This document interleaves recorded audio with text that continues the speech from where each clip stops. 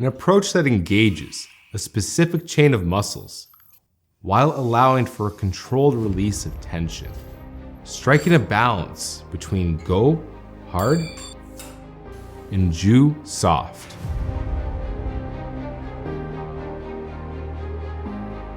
Let's start with the Tanden, located just below the navel, which divides the upper and lower body along the transverse plane. The pelvic floor sits at the base of the torso between the legs, and both areas can be felt when you cough or sneeze. In Sanchin Kata, focus on both of these areas while breathing. During inhalation, the chain resists expansion, reinforcing the Sanchin shape and building tension, which translates into power during the exhalation. As you exhale, concentrate on contracting the Tanden inward and the pelvic floor upwards while maintaining the Sanchin shape. Unrestrained diaphragmatic breathing can push the abdomen outward during the inhalation, creating shear points in the spine, while exhaling may draw the torso inward, causing a shear point in the opposite direction. The alignment of the head restricts the throat, regulating the rate of exhalation and the degree of engagement throughout the body.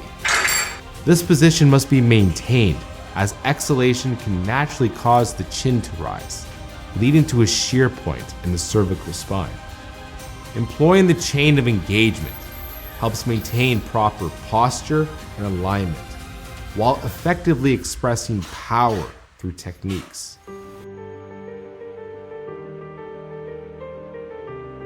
The Sanchin stance promotes a central engagement from the legs up through the pelvic floor and Tanden.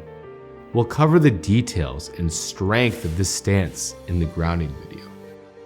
Starting from the legs, tilt the pelvis backwards into flexion, flattening the lumbar spine until it's somewhat perpendicular to the floor.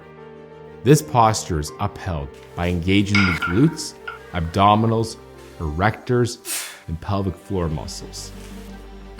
Next, align the cervical spine by centering the head and lengthening the neck while pushing the shoulders down. Engage the neck and traps to maintain this alignment. As the chest rises, the abdominals lengthen and flatten, creating a somewhat parallel alignment with the back. This connection stabilizes the front and back of the torso. Sanchin Kata progresses through a cycle of tension and release.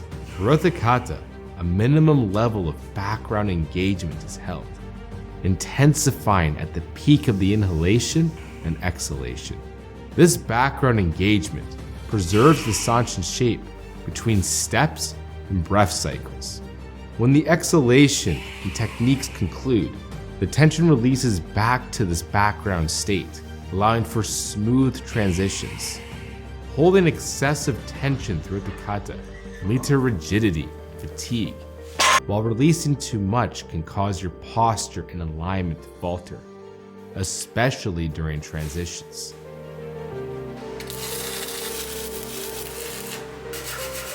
The various strikes and blocks in Sanchin Kata rely on the chain of engagement for both power and reinforcement.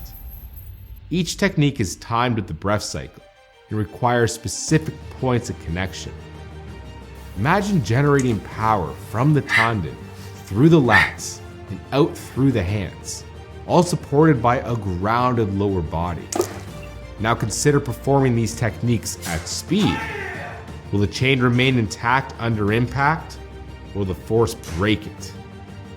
For instance, using a makiwara, the chain transfers force from the wrist to the elbow, lats, core, and down to a solid stance.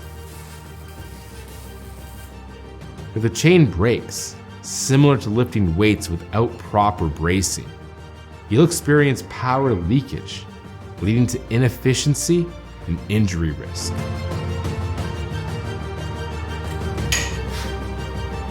Balancing the go and ju aspects of this standard can be challenging, as the hard often overshadows the soft.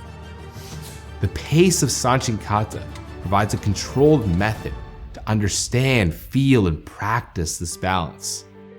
This foundational principle is essential to the Goju Ryu curriculum and is vital for progress along the path to pursue karate.